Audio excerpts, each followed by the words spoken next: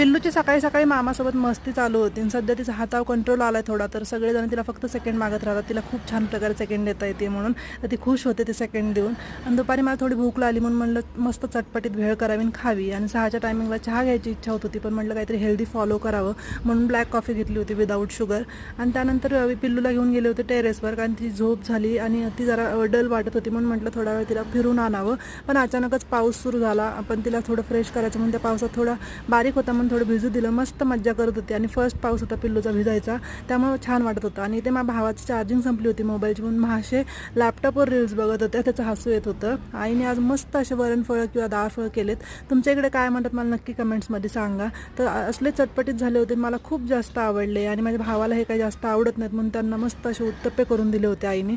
तर छान जेवण आवरलं आणि संध्याकाळी 3 वाजलेत तरी मॅडमला झोप काही येत नव्हती, फक्त मस्ती करायची होती. मला खूप जास्त झोप येत होती, तर असा दिवस संपला.